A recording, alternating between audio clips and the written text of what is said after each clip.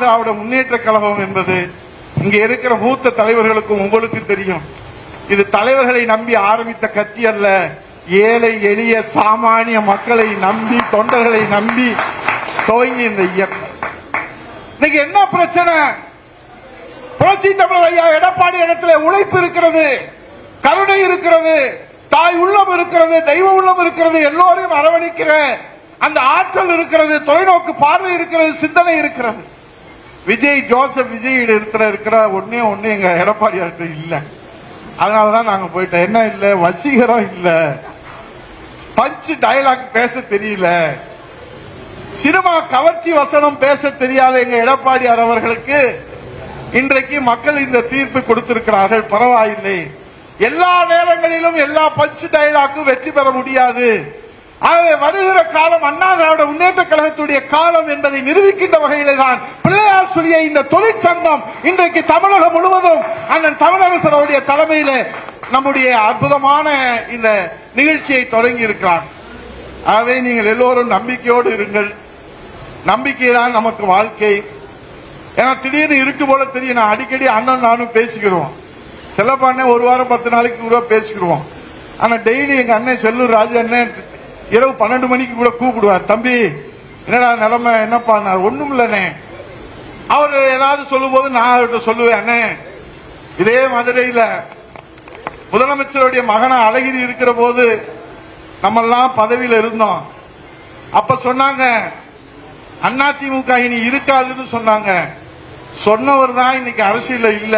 அண்ணா திராவிட முன்னேற்ற கழகம் 2011 ஆட்சி பொறுப்பிலே வந்து புரட்சி தலைவர் எம்ஜிஆர் தொடங்கிய கட்சி, அம்மா உயிரை கொடுத்து வளர்த்த கட்சி, புரட்சி தமிழர் ஐயா எடப்பாடியார் என்கிற சாமானியர் வளர்த்த கட்சி.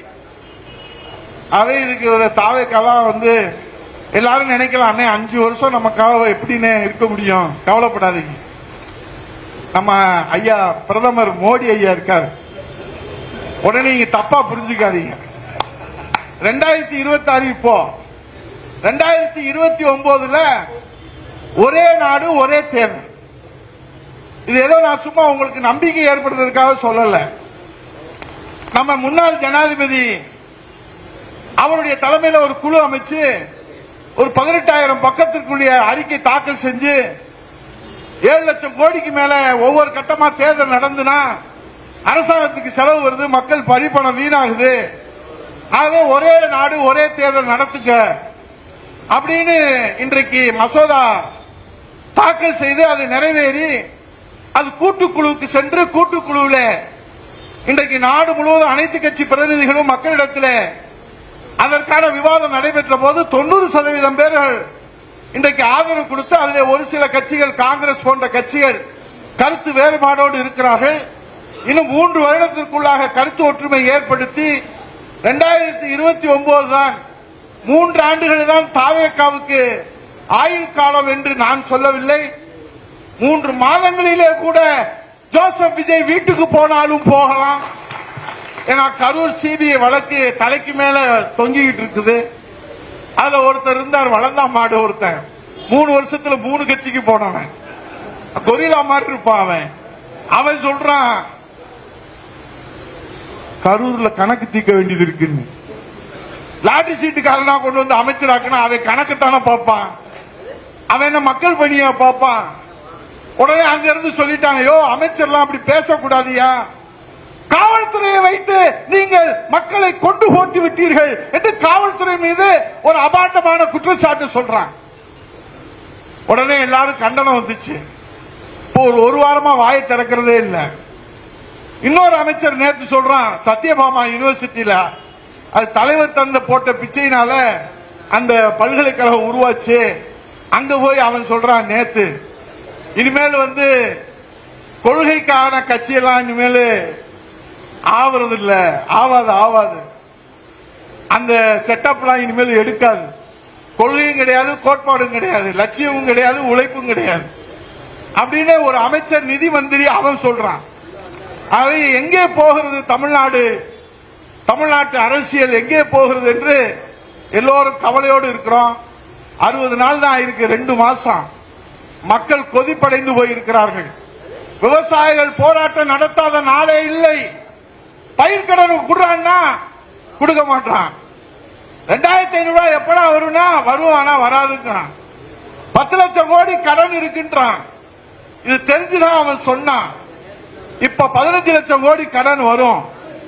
ஆகவே வெகு விரைவிலே ஆட்சி மாற்றம் வரும். காலம் மாறும், காட்சிகள் மாறும், ஆட்சியும் மாறும். மீண்டும் புரட்சி தமிழ் ஐயா எடப்பாடியார் தலைமையிலே அம்மா ஆட்சி மலர்வதற்கு தொழிற்சங்க நிர்வாகிகள் தான் முதல் கையெழுத்து. அப்ப உங்களுக்கு எல்லாம் ஓடி கொடுத்துருவோம். இப்ப உண்மையிலே எங்களுக்கு உங்களை பார்த்ததுல எங்களுக்கு நம்பிக்கை, சந்தோஷம். ஏன் தெரியுமா?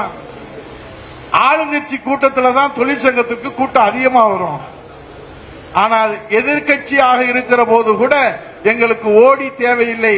எங்கள் விசுவாசம் தான் முக்கியம் என்று நிரூபிக்கின்ற வகையிலே வருகை தந்திருக்கிற தொழிற்சங்கத்தினுடைய விசுவாச அந்த ஊழியர்களை, தொண்டர்களை நாங்க தலைவணங்க.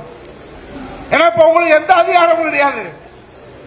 எம்டிட்ட போய், மேனேஜர்கிட்ட போய் எங்க அண்ணன் தமிழரசன் வந்தாரு, எங்க அண்ணன் பொன்தனபாலன் வந்தாரு, அப்துல் சமத் மாமா வந்தாரு, ராஜன் செல்லப்பானே வந்தாரு, செல்லூர் ராஜு வந்தாரு, உதயகுமார் வந்தாரு. சரி, அதுக்கு என்ன பொண்ணு கேட்பான். ஏன்னா நம்மகிட்ட ஆட்சி இல்ல, அதிகாரம் இல்ல.